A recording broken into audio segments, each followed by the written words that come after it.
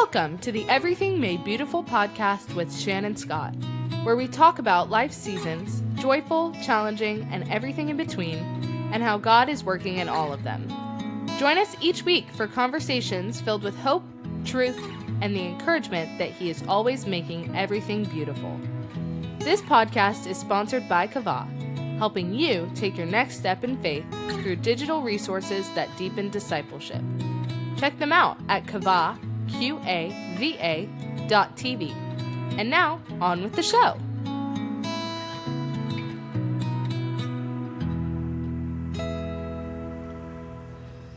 Well, hey, everybody. Welcome back to the podcast. I'm so glad you're here. And today, I'm talking about something that honestly I've avoided up to this point, which is the topic of marriage.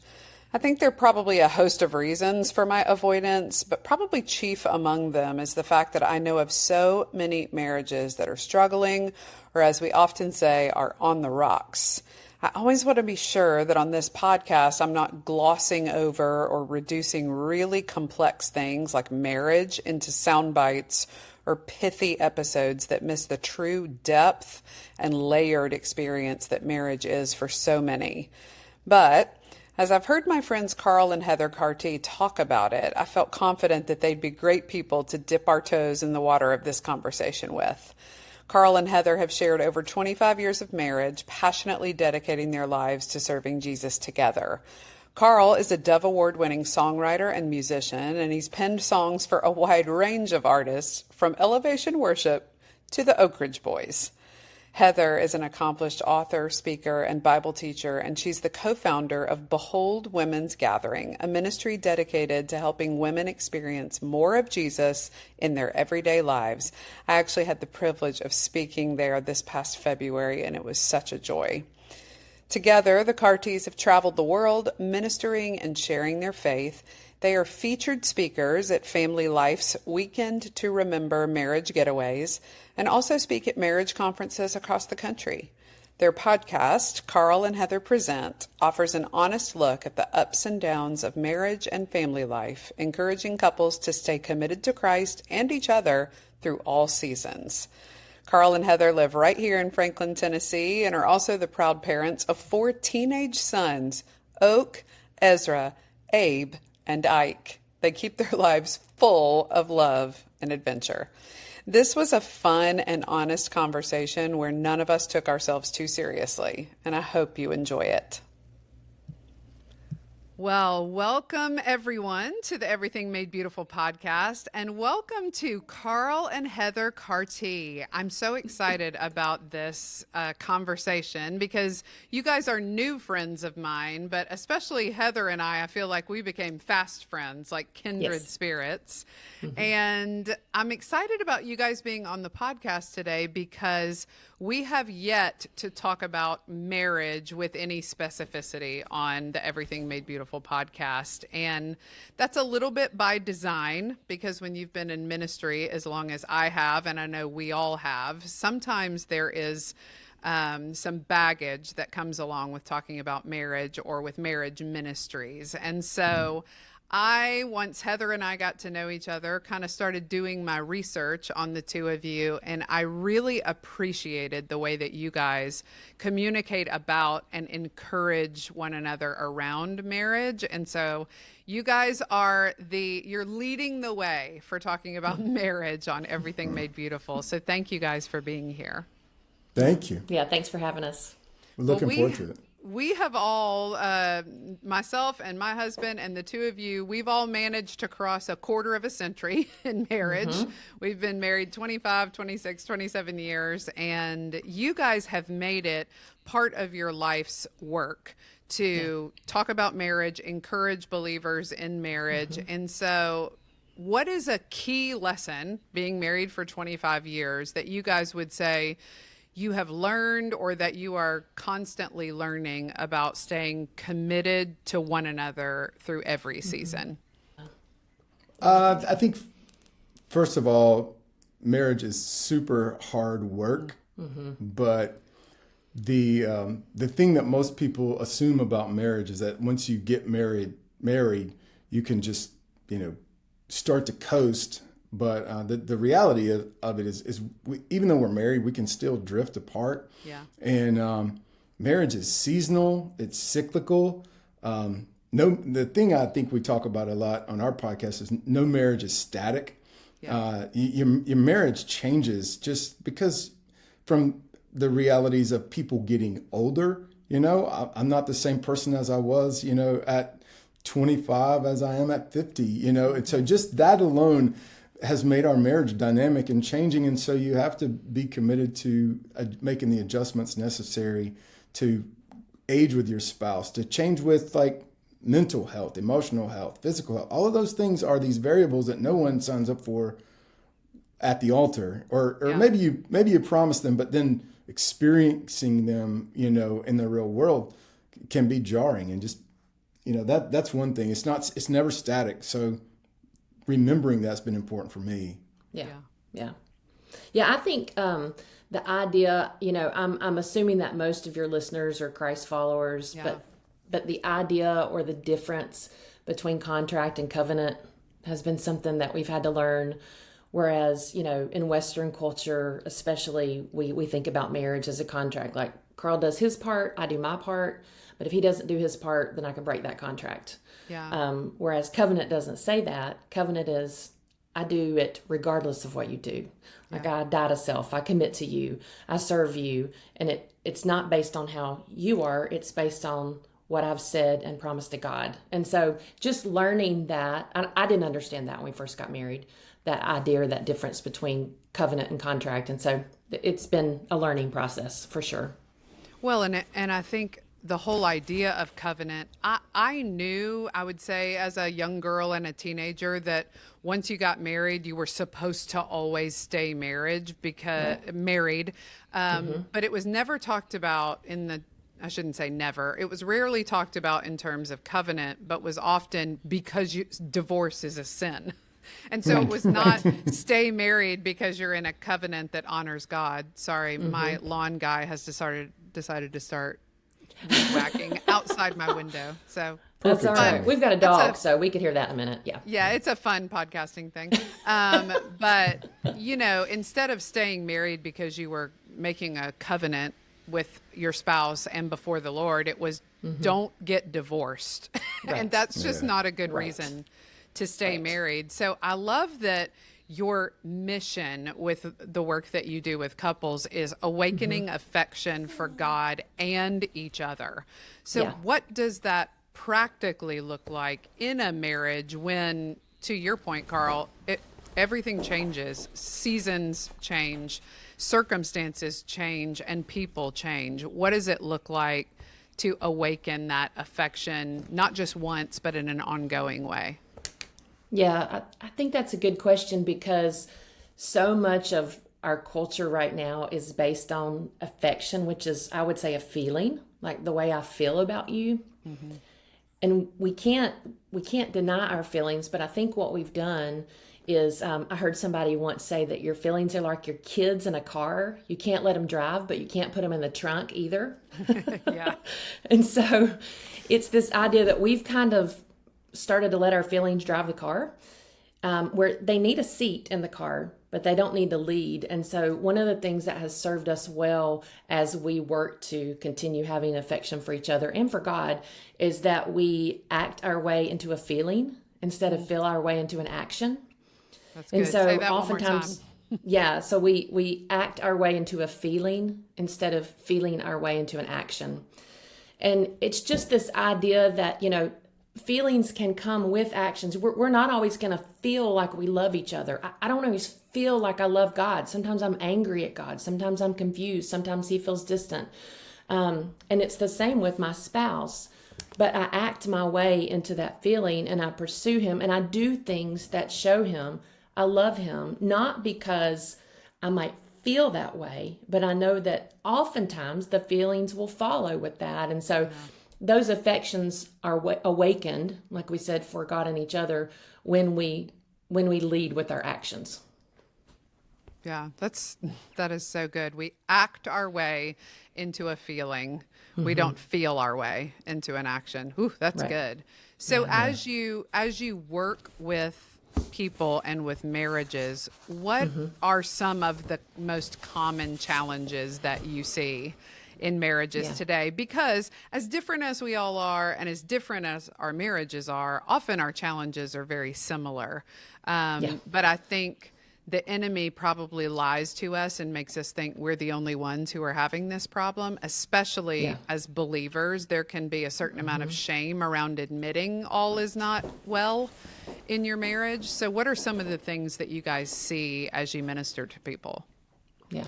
Our community that we live in, which, you live in too, we have an epidemic of busyness, and like we are wall to wall with activities. I mean, from travel, sports, even something like church, we can be so busy with it that we have zero margin. And in most marriages, if you have children, things like that, there's all these things that eat up the margins, and let alone like a career, like earning an income, feeding people, living indoors, all of those things that it eats up margin. Well, probably the thing that suffers first is your just relationship. Like if you don't have time to talk, then you're not going to talk. Right. And if you don't have time to feel connected, then you won't feel connected. So we end up talking to a lot of people about what choices are you making with your time, and where is the margin? Where is even like the concept of Sabbath and rest? Like those are the places where our souls get nourished and our relationships get deeper, when you can linger around the table, when you can have a conversation or take a walk. But a lot of times families, for not on purpose, it often happens by accident, or just the drift happens over time. But families and relationships find themselves like, we don't have time for each other, so we're not close. Well, that's exactly right. A plus B equals C every time. And so sometimes we need even things just like a crisis or something that helps reorient us to what matters the most. What matters the most? Well, your health gets really, really important when you face a sickness. Your time gets really, really important when someone says you've got this much more of it. And and so I think we just get so distracted with our lifestyle, and everybody's like that. We're like that. Yeah. We're in a season right now where I'm super, super busy. We're traveling a lot, and it feels like, but there's something in my soul that says, hey, be careful about that, because that busyness comes at a cost. And I think one of the first costs you pay on that is just connection and relationship. Now, the longer that goes, the heart, you got to work harder to restore it and repair it, because if you're going in separate directions, you got to work twice as hard to get back. Yeah. It's good. Whew.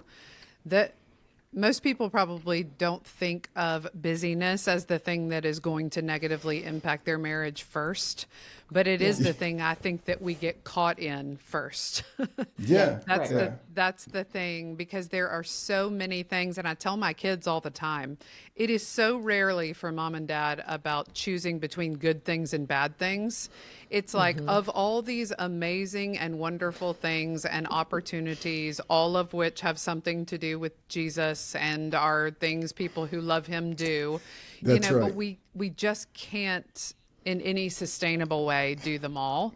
And so our choices seem like we're choosing from really great things at all times, but the fact remains we just can't do it all. You mentioned that you guys obviously have been married for 25 years, but you've changed over time. Are you able to look back and see some specific ways that you've both changed over the years, or maybe the way the other person has changed and what has surprised you about that? Yeah, I think that's a good question. I think for me, our relationship is interesting because both of us are type A firstborn leader, which you don't always see that in a relationship. And so it made for some interesting conflict early on in our marriage. But the thing that drew me to Carl Like the fact that he was an achiever and he was outgoing and he was gregarious. Sometimes that would also be the thing that would cause conflict for us, because it was like two people coming together with the same strengths and similar weaknesses as well. I've loved to watch over time with him, the Lord chip away the pieces of that might not reflect Christ, but still keep the things that drew me to him that are strengths. Because, we all have strengths that have corresponding weaknesses. Yeah. And it's not that we should diminish our strengths. Or I even heard you say this, like the other night, Shannon, at your Bible study, I'm not going to play small ball just to make you feel comfortable, right, because you think I might be too much. Right. And so I watched him step into his gifts, and the Lord just kind of shape him into who he wants him to be, so he looks more like Christ. And it's been beautiful. It's been hard and it's been transformative, but I've seen that. Yeah, like a classic example, when we first got married, I've told the story a lot, but we were in a conflict, and I come from a family of yellers and Yes. loud volume people. And it was just more like, that's the way you did it. Yeah. But like, that's just the way we did it. And little did I know that 95% of everyone else talks to each other like humans. You know what I mean? And so we get married, and I remember this conflict. Heather said, "You hurt my feelings." And my response was, "You need to get some new feelings." And I was like, I know, right? That sounds like a monster. But like, I would do stuff like that and say stuff like that. To me, the value of the words was low. You know what I mean? Yeah. I didn't put as much weight on them, but I had to realize that, no, it matters a lot. And it's not just the words, it's the tone. Mm-hmm. It's, the how you say it, like what's behind it. All of that stuff was hitting her in the heart.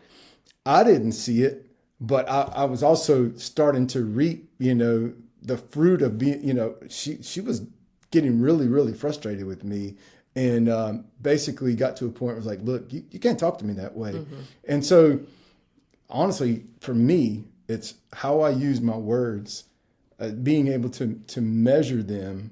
Yeah. And that's a pinch point for me. It always has been, but I hope I'm getting better at that. Yeah. I think, Heather, you better say the right thing.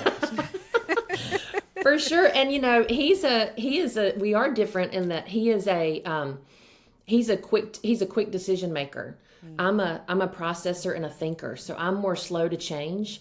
And so he's had to slow down. I've had to catch up. I can't just say, well, I'm slow to change, so you're going to have to slow down to my pace. We've had to meet in the middle, and it's been, we've had to do that. So, yeah. How's that leaf blower going over there? Yeah, it's insane. Like, he's literally just outside the window, and I'm like, you can't make this stuff up. But it's interesting. Every time that this has happened, whatever we've been talking about has been something really important that I feel passionately that people need to hear.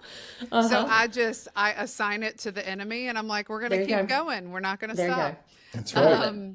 It's interesting what you said about strengths and weaknesses, because I know that that's true of my life. I'm very transparent about that when I speak as well, is that it's like, I know that one of my primary gifts is words, which means that one of my primary weaknesses is my words. There and you go. So isn't it so true that the thing God intends to use for his glory and for the furthering of his kingdom is also the thing that, when I am not yielded to the Holy Spirit, is the thing that I wield for the most damage. And when I look back over my life, the most painful things in my life have been somehow associated with something that I said, or how I said it, or who I said it to, or in what way I said it. And so but in a marriage where you just said the thing that drew you to him was also the thing that, outside of the control of the Holy Spirit, was most painful. And so I'm grateful that God refines us in those ways without taking away the thing that makes it amazing to begin with. Right. So, absolutely. For couples that you talk to who are struggling with disconnection, or who have found we just kind of exist in the same house and we do all the same things, and we're not even really fighting. Like, I think there are marriages with extreme conflict. There are other marriages that maybe have just gone to a we go through the motions all the time kind of place, and we're all in our rhythms and our routines, and the connection is not there.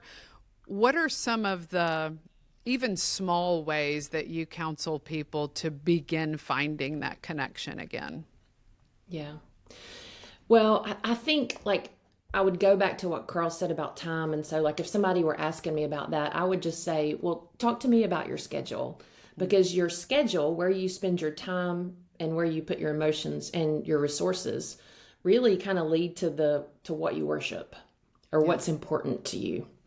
And so if I see that, and this happens sometimes in seasons, you mentioned this, but if I see that everything leads to work or kids, and then spouse gets leftovers, or everything leads to church, or everything leads to ministry, or, everything leads to this, and then the spouse gets the leftovers, my kids are going to be fine tonight if I give them cereal for dinner so I can go on a longer walk with my husband because we need to connect. Yeah. And so that's just one practical thing. Another practical thing, because I think sometimes people, there's only one spouse that's saying, I want to work on this, and the other one is not. And so how do you do that when you're not working as a team? It's really simple, but I just think that the Lord teaches us through his Spirit. And so if we pray daily, God, what's one way I can tangibly love my spouse today in the way that they receive love? Because often, I want to give you love the way I feel loved. Totally. That might not be the way, you might be words, I might be gifts, and I'm giving you gifts, and you're like, just tell me I'm great, kind of thing. And so how do they feel loved? And then ask the Lord, how can I just today, like, I just need to do it today. How can I love that person the way you love them? And how can I show that in a tangible way? Yeah. We had a buddy give us a great piece of advice about drawing someone out. I think this is good for husbands. But he said, be interested, not interesting. Mm-hmm. So, like, don't tell me, show off to me how many facts and stuff that you know. And, like, a lot of guys love to pontificate about, all this stuff and the podcasts that they listen to and stuff. But be interested in your spouse. Draw them out. And I learned that from Heather. She is great at asking people questions about themselves. And then all of a sudden, everyone loves Heather. And they're just like, I just love to be around her. And she's so fun. And it's kind of a magic trick, but it's because she asks people about themselves a lot and gives them an opportunity to draw them out. I think spouses could do that for connection, because you'd be surprised how emotionally close you feel to somebody who asks you about your heart or asks you about what's going on inside, instead of the facts and, when are you going to be at this place and who do you have to pick up tonight and what's for dinner, that kind of stuff. Right. Be interested, not instead of interesting. Yeah.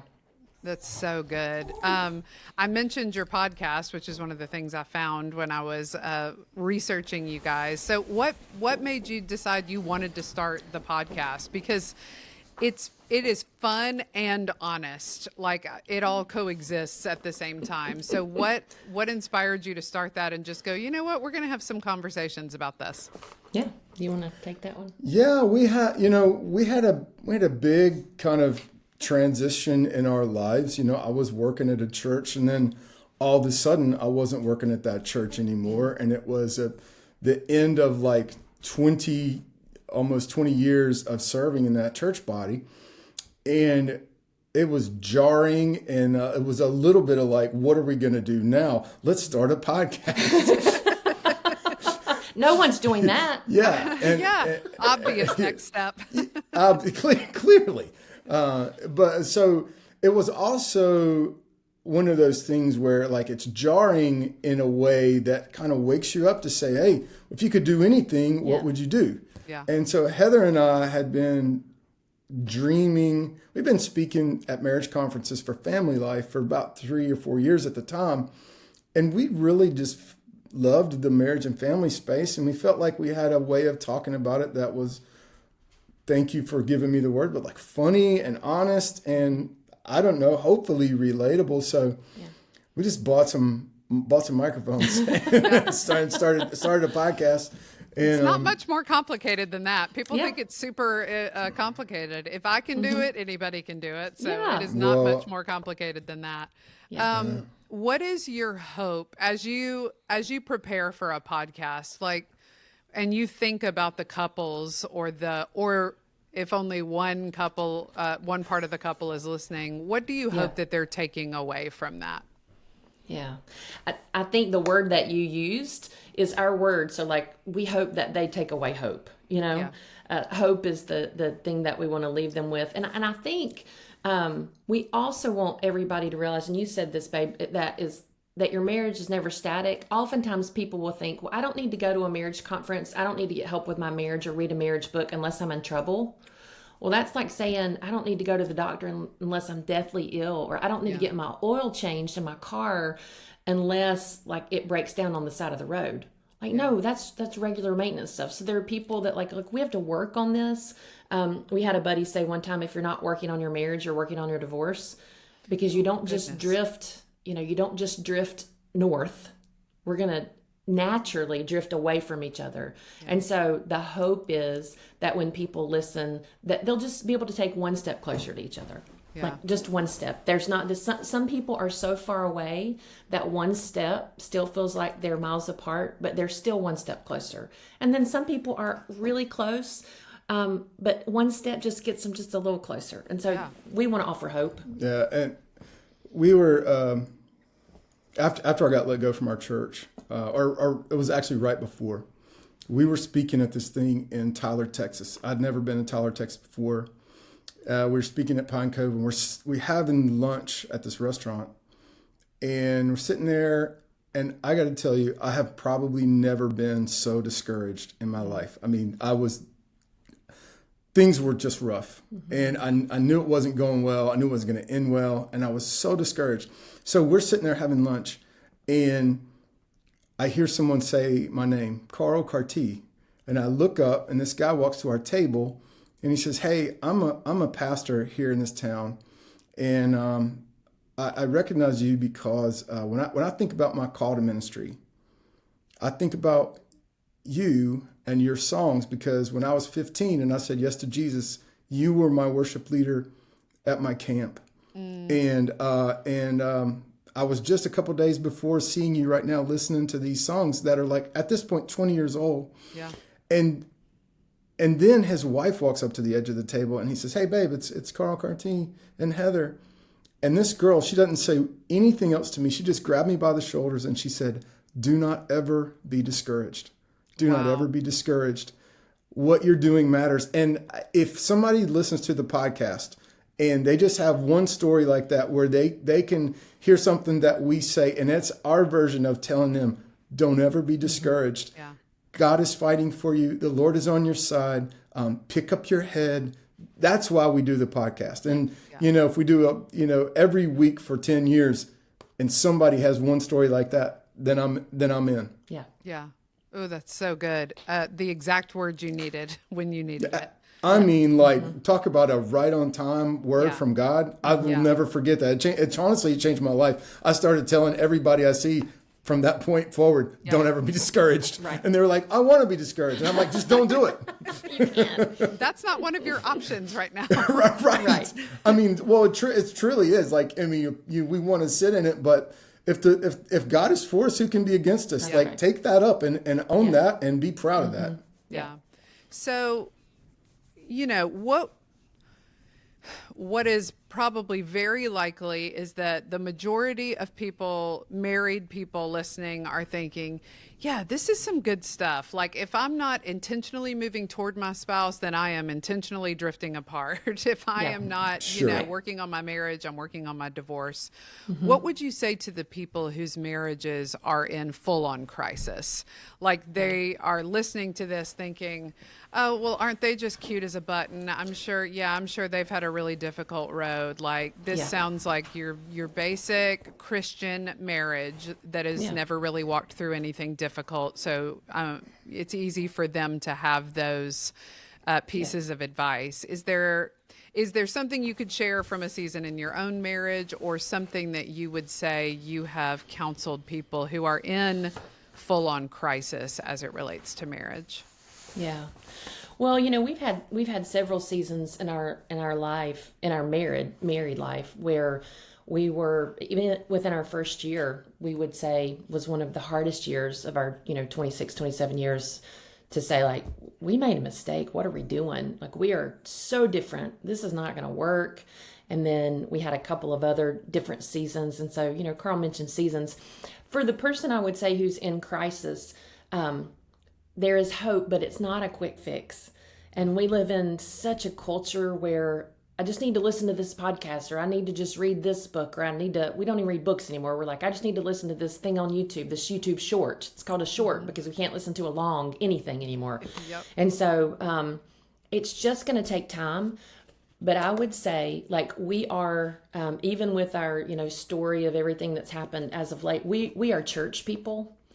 And as much as the church, people would say, well, I don't go to church because it's so broken, or they're hypocrites there. Well, yeah, welcome to the world. We're everywhere.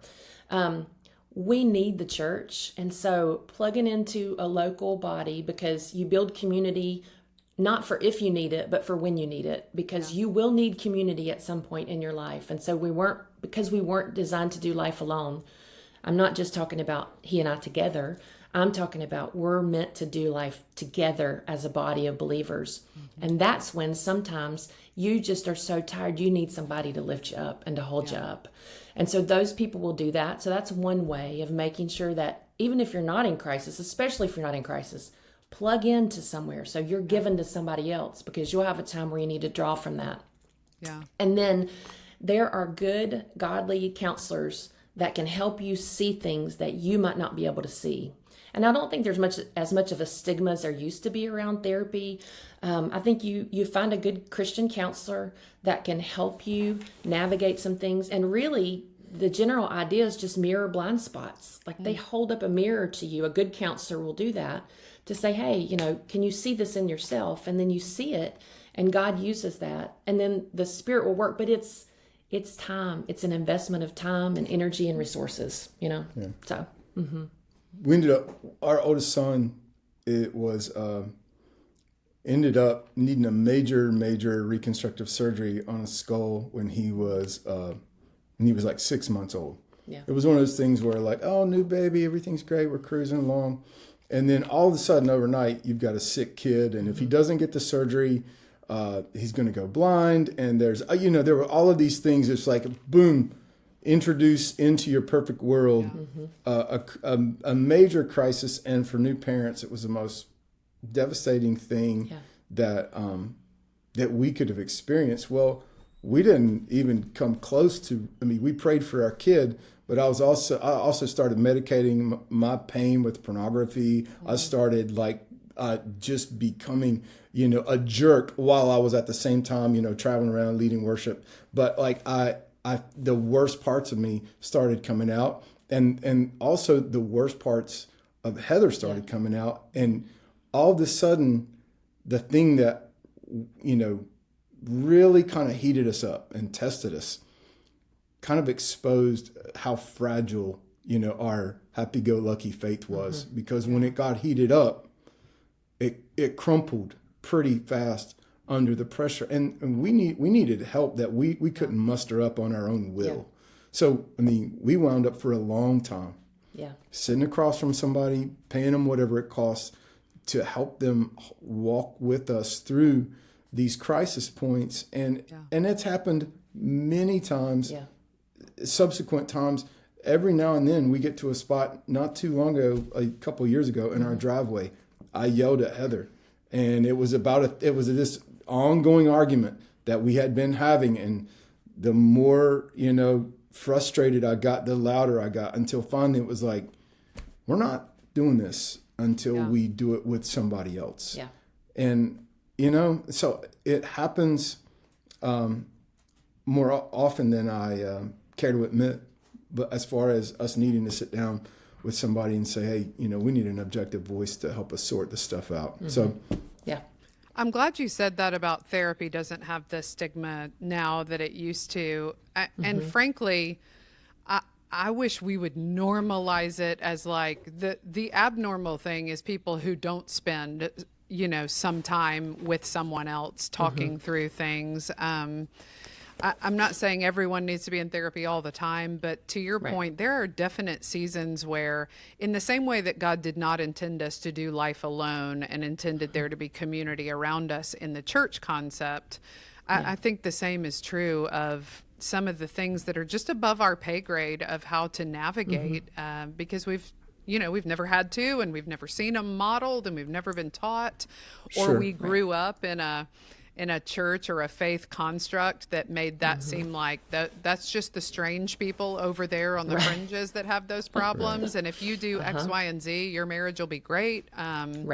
So I'm grateful that you're kind of demystifying that for people, that it isn't having to go and sit with someone and get a different perspective is not abnormal or wrong or a signal that something is dysfunctional in your marriage. It's more a signal that, as is the case with normal humans, everybody doesn't see everything the same way and process everything the same way and respond the same way.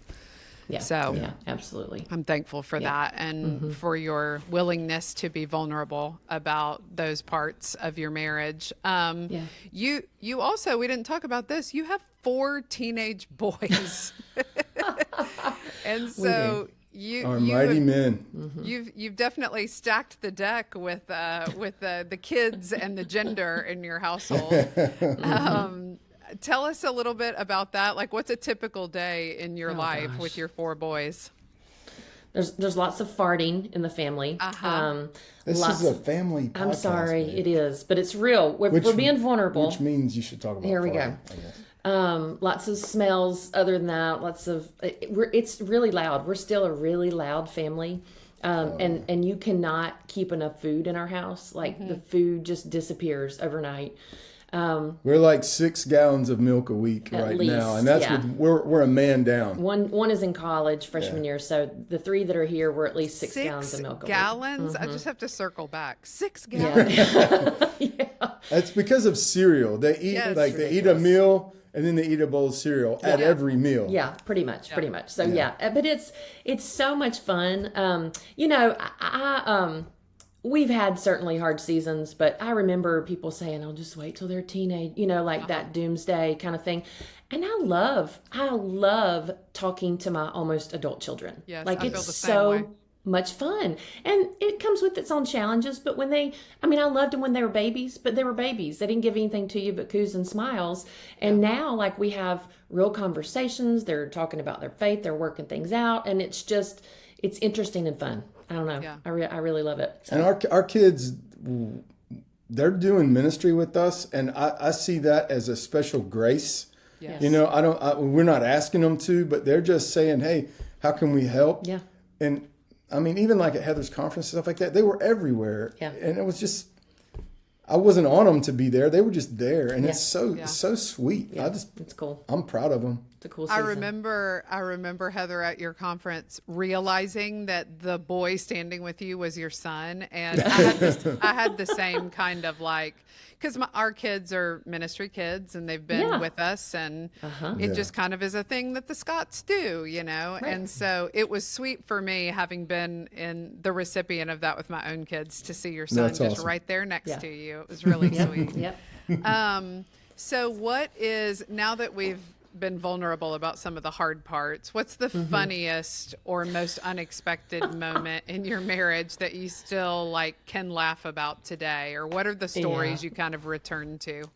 Well, we have one. I'm going to let him share it because it's really funny. Okay. But we laugh every day. Like that's the thing that marks our family. Like, we laugh multiple times a day about all kinds of things, and laughter has just been a linchpin for our family. But there was one time in particular that so maybe I'll just qualify this. This is a little PG-13, maybe. I don't know. I think your audience right. is our people good can for handle it.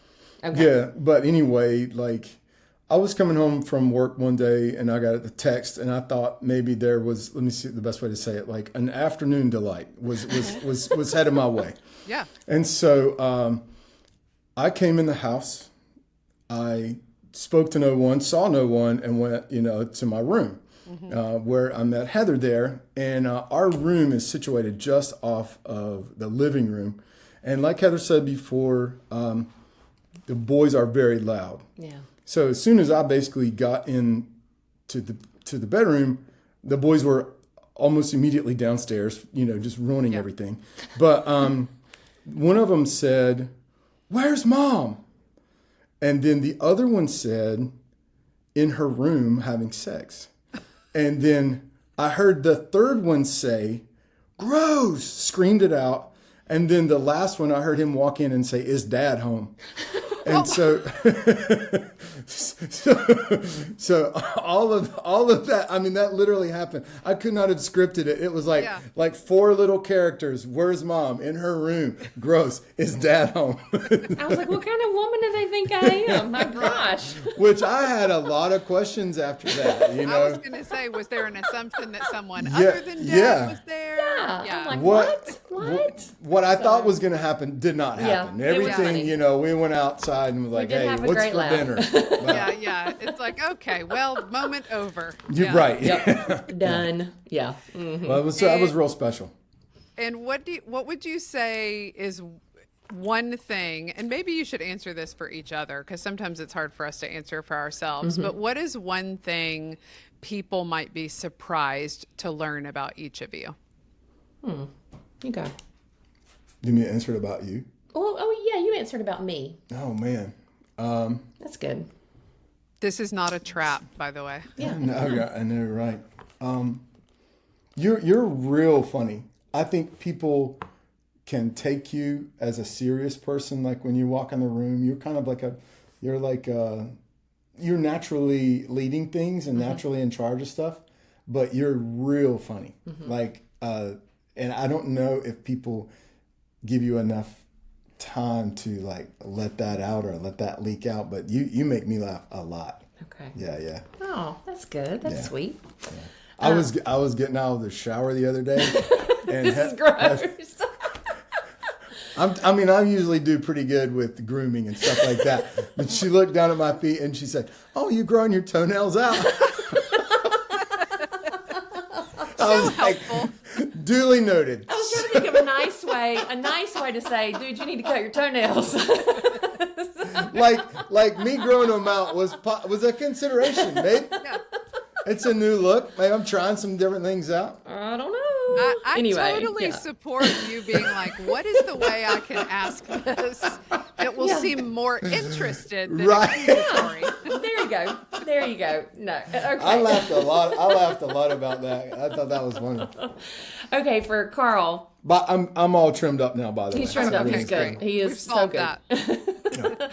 Viewers, I'm sure listeners wanted to know. People very happy. I had just a side note. When I was growing up, it was a Southern Baptist church in Atlanta, Georgia, so South and the whole thing. Yeah. And there was a woman there, and at one point she walked up. We were all kind of standing in the hallway, and she walked up to this lady and said, "Huh, most people can't wear yellow, but you certainly have it on." You certainly have it on. Yeah. It was just like, oh, so it was not a compliment. Right. No. Right. She was figuring out a way to say it that she thought would soften the blow. It did not. Yeah. But that's what that reminded me of. Oh, you're growing your toenails out. Yeah, there you go. Okay, so I think for Carl, because he is an artist, he's a musician. But what I have learned about him that other people don't see is that he is an artist in a lot of other forms. So he does woodworking, but mostly what he does almost daily is he draws or paints. And so he's got one of those Bibles that he can do watercolors in. He's got a sketch pad where it gives him like a prompt to, draw this. And it's usually creative and funny. He'll add like a funny, spin to it. But those are things like we have this sketch pad that he's done, and it was like 365 things to draw, and he's finished it, and the boys and I will just look through it. Like we want to look through something for fun, and we're like, oh, remember when he did that one? Oh, that's so fun. And that one. And that's just something for our family. Like we don't ever, show that to anybody, and it's personal, but most people I think would be surprised to know that. Yeah. Does the watercolor in the Bible work? Like I see it and I think it would be amazing, but I'd be very worried about the bleeding and all the things. Yeah, it does get the pages like wrinkled up, Yeah. but it doesn't bleed like you think it would. Okay. So it absorbs, it changes the page, but it kind of gives it a cool texture, like a parchment type texture. Yeah. I don't know, and if you did it on every page, it would be too much. So but It's every I now do it and from then. time to time. Yeah, every now and then, like if I need to make a note. Yeah. Yeah. Like I just Did you drew a picture always of draw? Moses. Did you always draw and always paint? Yes. I don't know why, but like sometimes, like if I'm on the phone, I'll draw while I'm talking on the phone or something like that. It's just a way that I can process my world. Yeah. That may be a musician thing, or at least closely tied to that. My husband, he doesn't draw the way that Heather just described you, but like when he does sit down to sketch something, it's usually very accurate. Like he can draw cool. a guy playing a guitar like Yeah. very accurately. And so it must be something about the way y'all's brains work, Maybe as so. Yeah. creators Maybe and songwriters. So Yeah. well, I feel like we could talk for 4 hours, and so y'all are going to have to come back, and maybe we'll talk about some other specific things, because I've gone in 10 different directions of things that we could talk about. But for this podcast, if we close it right here, I do want to ask you guys to both answer, and you can either answer this jointly or separately.